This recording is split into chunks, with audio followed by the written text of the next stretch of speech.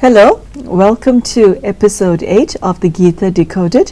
As you know, we are still on chapter 2 and Sister Denise has taken us through her understanding of what this scripture means and more specifically what chapter 2 means to you, the reader. Sister Denise, thank you very much for joining us once again. Thank you. In chapter 2, Sister Denise, we hear of the three gunas for the first time. To the English-speaking Western audience who's not familiar with the Hindi language, this is a brand new concept. And as we know, we have many viewers who are not familiar with the Hindi. So please explain what the three gunas mean. The three gunas are the three qualities of anything.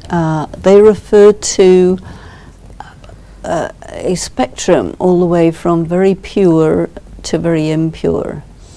They refer to another spectrum all the way from very new to very old and worn out. They refer to anything from as something that is very good, very healthful, very beneficial, all the way through to something which is very harmful and very bad for you health-wise and wealth-wise and in every way. So everything is qualified by these three gunas.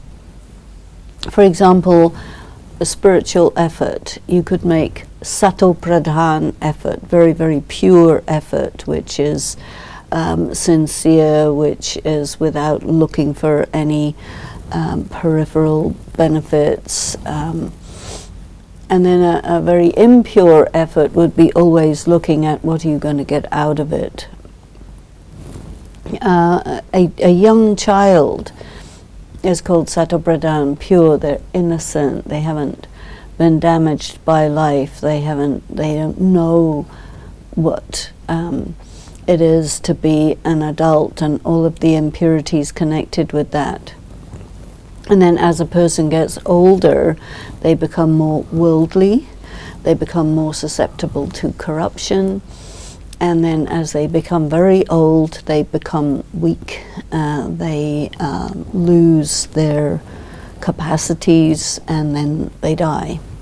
Everything in the world goes through change. So when something comes into being, it's pure. And as it persists, it starts to disintegrate. So it's a little bit like the idea of entropy. And then the thing falls into decrepitude and then remixes again with the fundamental elements of matter. The soul also goes through these stages. Now, I think that the injunction of the Gita saying you have to be beyond the three gunas is based on the idea that the soul itself does not pass through change. Whereas in the knowledge of the Brahma Kumaris that we learn from Supreme Incorporeal Shiva, through his instrument Prajapita Brahma, is that the soul also changes. And the soul goes through Sato, Rajo, and Tamo. These are the three gunas, Sato, Rajo, and Tamo. Now what we learn as we call ourselves Raj Yogis, and Raj Yoga is what is mentioned in the Gita as the top-rate yoga. So, if you want to be a Raj Yogi, you have to live in a pure lifestyle. And a pure lifestyle corresponds to the caste of Brahmin. So the name Prajapita Brahma means that when we call ourselves Brahma Kumars and Brahma Kumaris, our relationship with incorporeal God is through this medium, Prajapita Brahma. And then the instructions, which is also called the knowledge of the Gita, the instruction is that you must make yourself Sato Pradhan. And then the yoga that we do, which is called the contemplation of the incorporeal Supreme One, that causes the quality of the soul to alter. Almost like you're altering the pitch of a musical instrument. You're altering the quality of the soul from a very Tamopradhan, dissonant, discordant type of a note to one which is absolutely tuned, absolutely pure. And so another way of describing yoga is tuning. Tuning yourself to God, who is perfect harmony. And we who begin this process in a state which we call Tamopradhan, absolutely spiritually depleted, wasted, corrupted, influenced by matter, full of desire, and so on and so forth, regular people. And then you start on this journey, this study, this practice, and very slowly you become progressively Raja, and then Sato, and then Sato Pradhan. So this is the journey of Raj Yoga, where you are reversing the effect of entropy on the soul. And you pull all this off whilst living in a world that's not Sato Pradhan, Sister Denise? It's pitch black darkness outside, spiritually speaking. And you're trying to emerge and brighten your own light in a world that offers 100% resistance. How on earth does that one pull it off? I think the faith in yourself, faith in God, and faith in your destiny goes a very, very long way, because you have this idea that yes, okay, this is God who's talking to me, and yes, I am like Arjuna, the seeker. I am on the battlefield, I am confused and distressed by the realities around me, and I recognize the one who's talking to me, and so I'm going to follow. And even though there are times that you see in the story of Arjuna that he will hesitate, but basically he does do it. And I think we also find that when we just sometimes even close your eyes and do it, you're able to actually go against your lower nature, your base nature, your state of doubt, and so on. And there is this aspect of surrendering your intellect to a higher, wiser being, you see. Because if you recognize God, then you also recognize that God is substantially higher than you as a human being. So when you're reacting or resisting or hesitating, it's your humanness that's coming into play here. And then God is saying, as you mentioned earlier, he's encouraging, he's cajoling, he's doing so many things to get the Arjuna to do this work. And you're in that position and you start doing it, you find that you cover ground.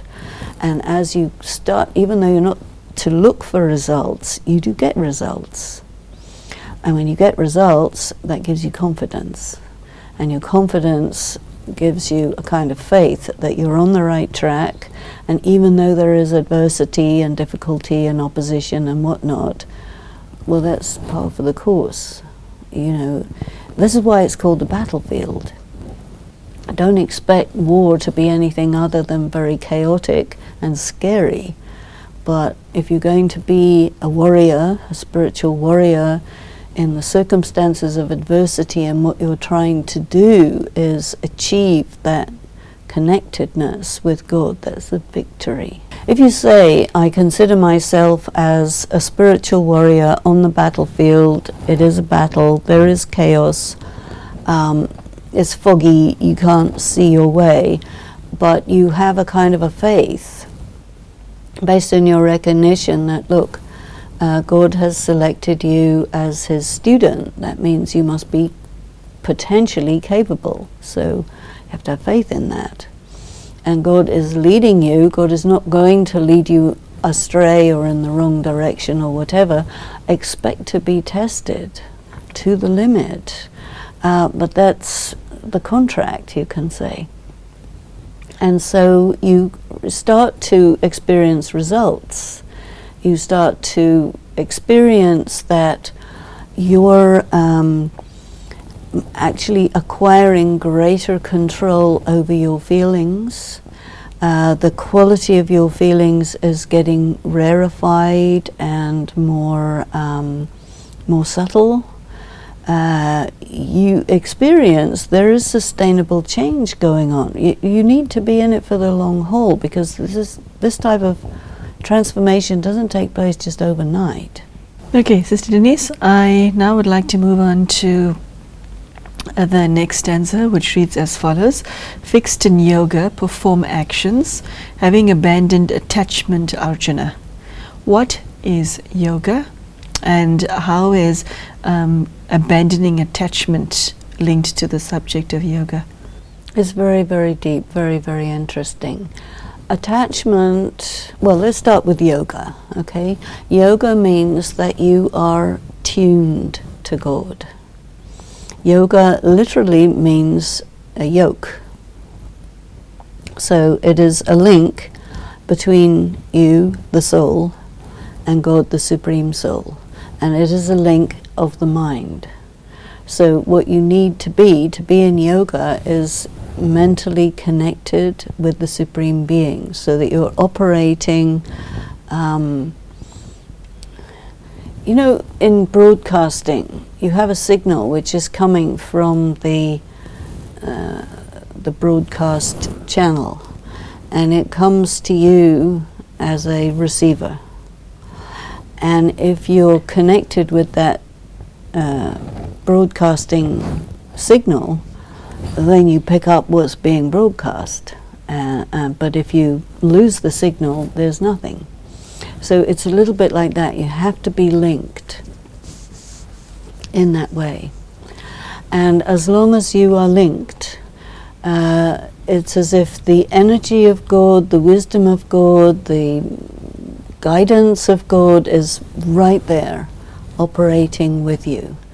And if you want to do that, you have to be really in your power, you have to be in your consciousness of yourself as a soul, and not under the illusion that you are this person. You know, the person who you see is, in a way, is a sense perception. And what you have to be is that which perceives the sense perception, but not the object of the sense perception. What does that mean, Sister Denise? You just lost me. The last part, you just lost me. Explain, please. When you're connected in yoga, you have to be on the same level as God. God is discarnate, non-human, operating on a different dimension from the dimension of matter, right? And we are humans operating with bodies, through bodies, in the dimension of matter. But when you're in yoga, you are detached.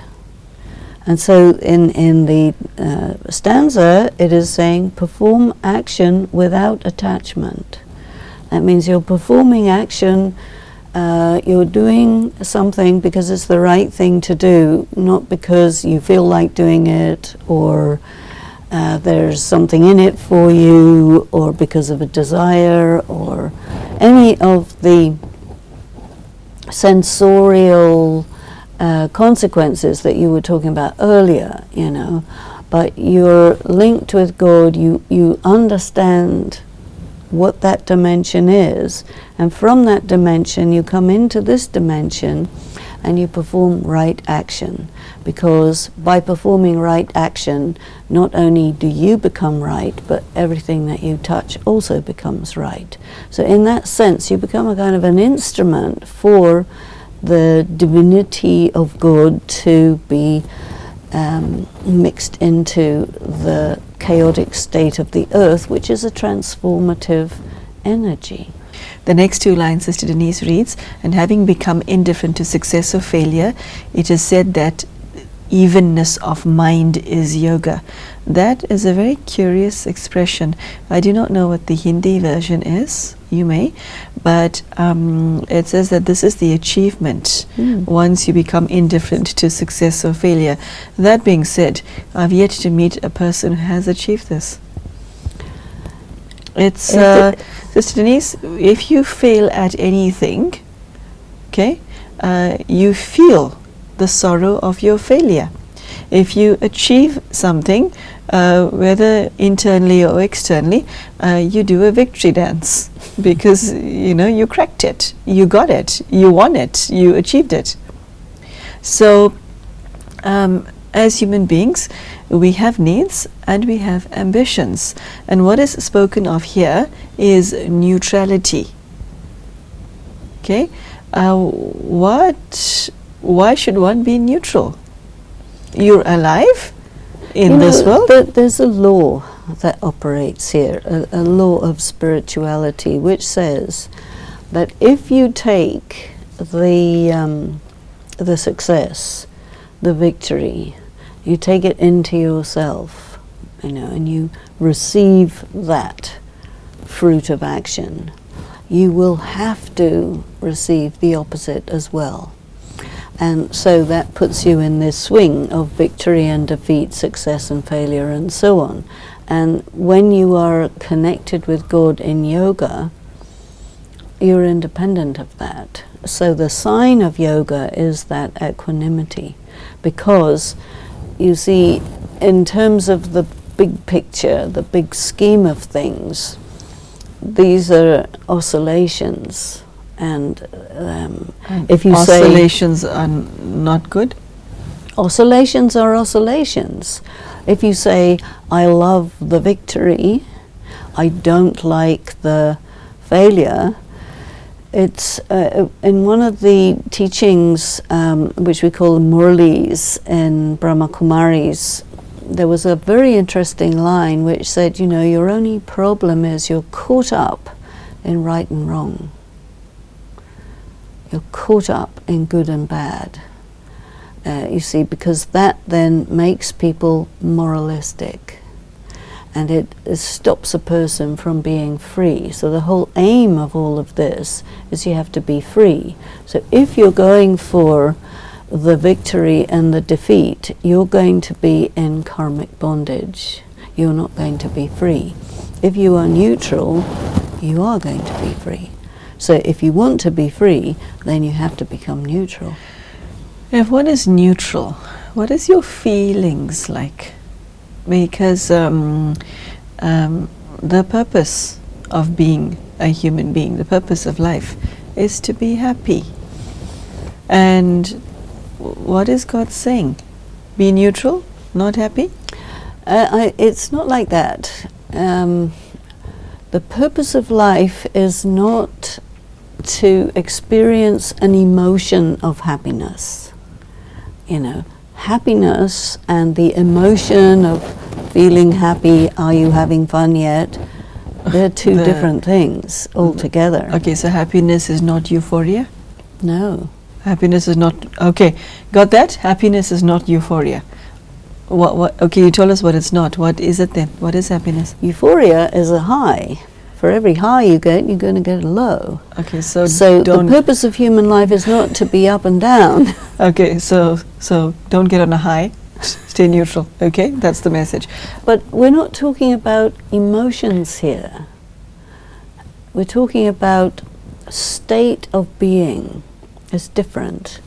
A person who is a yogi has to be ultra sensitive. That means their feelings are able to cross from the most extreme bliss all the way to the most extreme horror, and you will see all those feelings described in the Gita. And what you need is the ability to manage those extremes of feelings, and that is called spiritual power. So when you are experiencing something like, say for example, God will be able to feel whatever anyone in the world is feeling, of which people are going through very, very extreme forms of suffering, for example, without getting disturbed and distressed and out of order by it. Do you see what I mean? So you have to have a great deal of power to manage the feelings. The difficulty for people is they want to have all these feelings, but they're not able to manage them. I found, Sister Denise, that the next stanza to be very thought-provoking. Action is inferior by far to the yoga of wisdom, Arjuna. Okay, is this the same as the yoga of knowledge? That's my question. And the second part is seek refuge in wisdom! Exclamation mark. Despicable are those whose motives are based on the fruit of action. Despicable. Like, shame on you. Yeah, ouch. Okay, and this part, this is the part where the one who's invested in this scripture will feel something, because most of us have a motive for something that we do. That's not honorable. Well, if you have a motive that's not honourable and you say my motive is not honourable, then you're already telling yourself that you're on some level despicable. Okay. But people don't like hearing the truth. Yeah, they don't, Sister Denise. I know. It hurts to hear this. Somebody might be feeling pain right now listening to you. You know, one very interesting expression that we learn about in Brahma Kumaris is that the thing that's really the problem is your ego, or your false ego. And whenever you feel this feeling of insult, that's a sign that you are operating out of ego. And what you want to be as an enlightened person, as a yogi, is without false ego. What is the refuge that's offered by wisdom? You can say wisdom, or you can say knowledge. Okay. So I prefer to say knowledge than wisdom, because wisdom is very subjective, really, as to what exactly that is. A person who is saying, okay, the truth that God is telling me is fixed, is true. And your feelings may be up and down, circumstances may be up and down, but the truth is you're immortal, you're indestructible, and all the things that happen are to a large extent illusory, in the sense that they arise, they persist for a bit, then they disappear again. Do not give it any mind, but stay stable in the knowledge of what you are, of what's going on, this big drama going on, and that you are under guidance of God, who is taking you to a state of absolute clear-mindedness, purity, freedom. Stay on that track and don't be caught up in distractions. Sister Denise, how does the question of safety, personal safety, fit into this picture? Because that word comes to mind when I see the word refuge. You see, a person who is operating on the basis of body consciousness, who is under the sway of the negative emotions, their susceptibility to their passions and emotions will make them unable to make good decisions when they have to make decisions. They will make reactions based on their feelings, which will mean they will do a karma which will put them into trouble, which is danger. That's what it's about. Sister Denise, the next stanza I found to be very curious. The first two lines read, "He whose wisdom is established casts off here in the world both good and evil actions." Now, why would somebody cast off good actions? You see, there are three kinds of karma. When you start on a spiritual practice, your level is very low. and you have a lot of karmic debts. So what you need is good karma. And the reason you need to do good karma is to handle your debts. Now, you also are in the habit of doing bad karma, which increases your debts. The state of being in debt keeps you in this good karma, bad karma condition. What you want to be is out of that state of being in debt. And the aim is to get to a point where you're neutral. You do good karma, not because you are in debt, but because you're in the habit of it. So you can see that in this chapter, all the time, Krishna is guiding Arjuna towards akarma. And in your translation is written non-action, but in Brahma Kumaris we wouldn't use the word non-action or inaction. We would use the term neutral action. And so what we also want to do is to establish ourselves in interaction with God. Now, you can't get into karmic debt with God. It's not possible, because God doesn't take sorrow. If you do an action against God, what it'll do is it'll cut you off from God. So what you want is not to be cut off. And one of the ways in which your relationship with God carries you forward is every time you go off track, you lose contact. And as long as you're on track, you can stay in contact.